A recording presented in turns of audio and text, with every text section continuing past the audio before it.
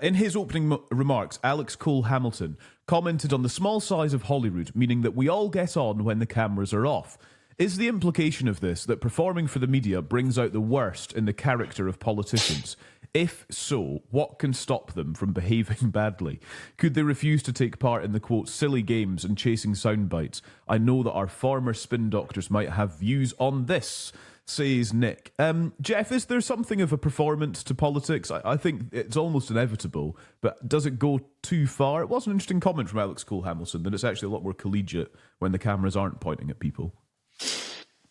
This is a really interesting point, and I can only offer my own experience. So when I was in government, invariably after First Minister's questions and the parliamentary day on a Thursday, that's the kind of end of the parliamentary week because MSPs are going back to their constituencies on Friday. You go along to the bar for a couple of drinks before you left, and we made a point of doing it. And I said to my staff, the other advisors, try and do that as much as possible, and have a blether, find out, take the temperature. And there was journalists, opposition politicians, and you actually got on really well, and you had a laugh. Same as any wider society, there's some people you're more align with, and there's some people that you don't. But it wasn't particularly political in that sense, But I've heard kind of since then, and particularly since COVID, it's all got a little bit scratchy, and I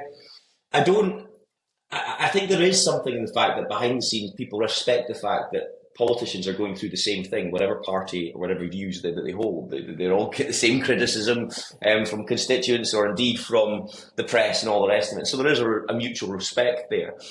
But I do think our tone of debate in the last years generally has got a little bit OTT at times.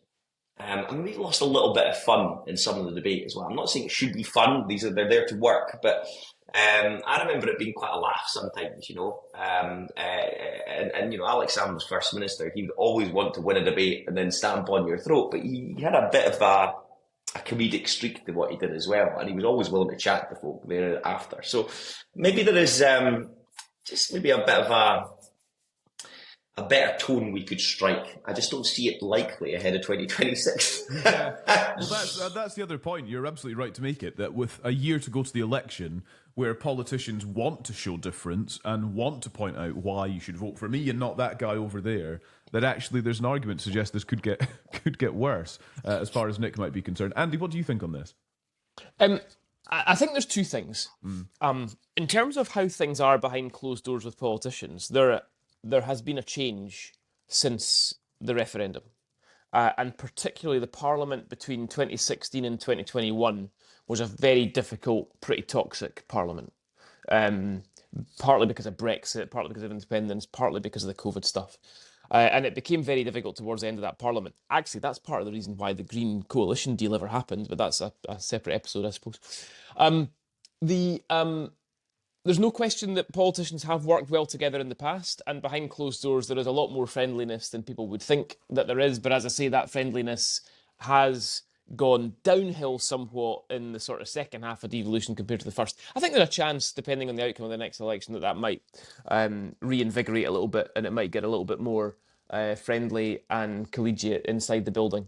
The other part of the question, though, is about performance and media and so on.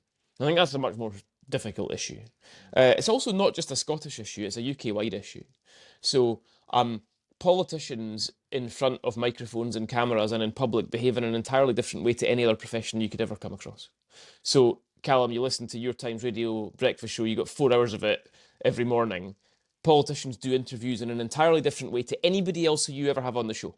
Yeah. So they don't answer questions, or they answer questions with answers that are answers to questions that weren't asked, right? This is how they do it. And the reason to do that is because people like me in my past life trained them to not answer questions.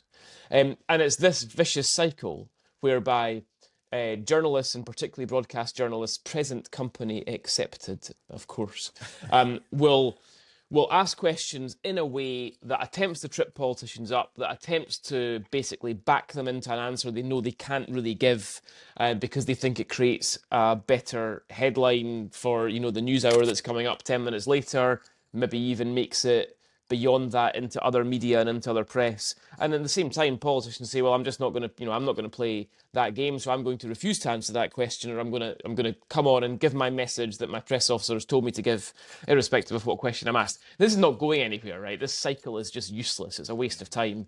Listeners don't like it, therefore voters don't like it, the media don't like it, and politicians don't like it.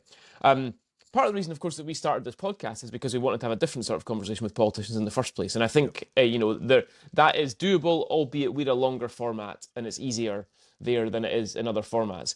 Somebody's got to make the first move here. I think it should be politicians, personally, before the media. I think politicians should simply say, okay, I'm just going to answer your questions, okay? You do with that answer what you like. You misrepresent it, you fire it out to lots of other media, try and get a big storm about it, fine. But I'm going to answer that question honestly, and then let's just see how that sort of conversation goes. Again, much like the answer I gave on the NHS earlier on, I don't see who's going to decide there's a first mover advantage in doing that. So I'm not entirely convinced that the massive juxtaposition between politicians in public and politicians in private is going to change too soon either.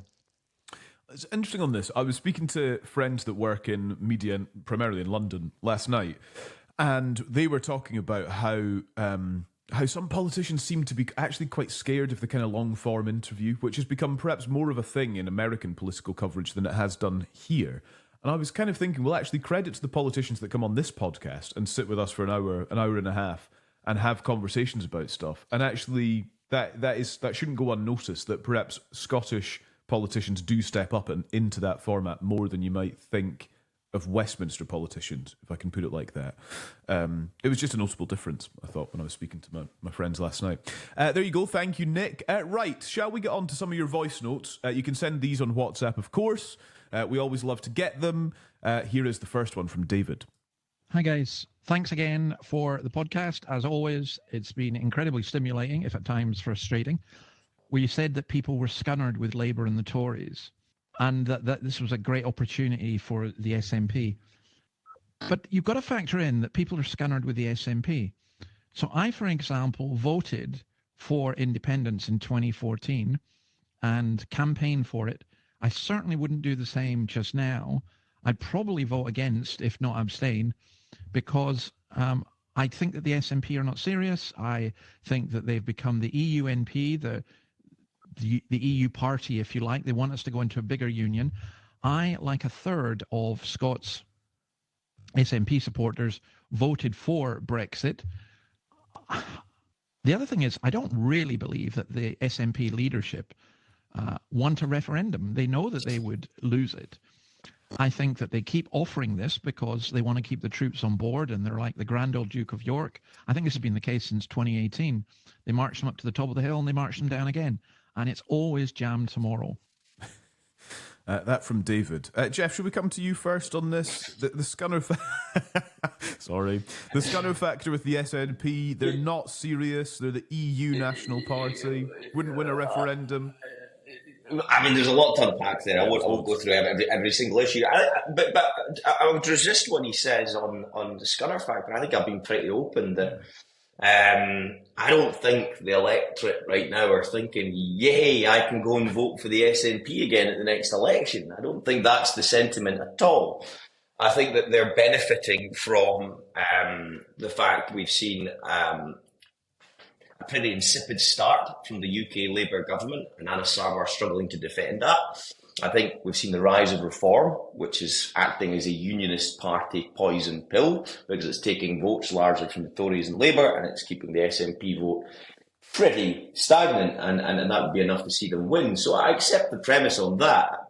In fairness to the SNP, I think John and Kate are putting forward a much more pragmatic policy platform. They seem to be focusing a little bit more on core issues. And fundamentally, the only chance you're going to get a referendum, we'll come to that point in a second, is if you've got a pro-independence majority. But on that very point, I don't think it's right to say that they don't want a referendum. I think it's right to say they can't get a referendum because it's the UK government, consecutively have said, no, you're not getting it. And because of the Supreme Court judgment, they feel that there's no obligation to do so. The only way that might happen is if there is a pro-independence majority passed at the following election. However, all eyes on Mr. Swinney himself to see what his strategy is for that ahead of the election. I suppose very briefly on the EU point. Yeah, I mean, it's an interesting one, and people don't actually talk about this a lot, that there was a sizable cabal of supporters for the SNP that were anti-EU, that voted for Brexit. But if I'm giving my honest strategic opinion and advice, and yes, I wouldn't have voted for Brexit myself, I don't think there's many people around the country, even amongst many Brexit voters, saying what a roaring success that has been. So, there is a potential route there for the SNP to put that forward as part of their independence plans after the election. Andy? I mean, I think it was a really interesting voice note, because I tell you what it does is it makes it clear that not everybody fits into a neat box in the way the political bubble likes to think. Okay? Yeah. So, inside the bubble, that sort of view is very odd and isn't able to be computed, really. And even pollsters find it hard to find people like that, to be honest with you, who have these really nuanced views. But those are voters. I think we have to, it's really important to remember that voting is quite a self-interested act. People vote for what is going to make them better off, ultimately. That's what happens. And because of that, people can change their votes very, very quickly.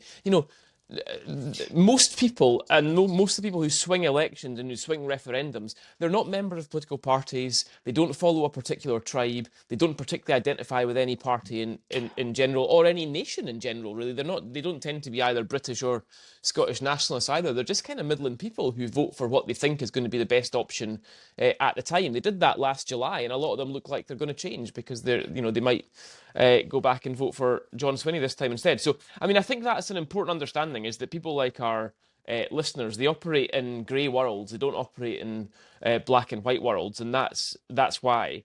I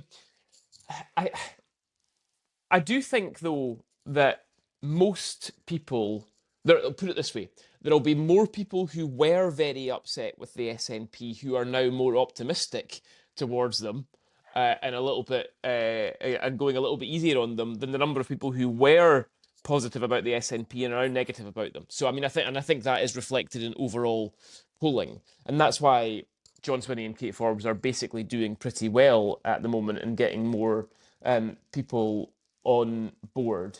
But I do think that it's a warning to all parties that not everybody can be put in that box, and that's what makes elections unpredictable, because normal people don't operate in bubbles like we do.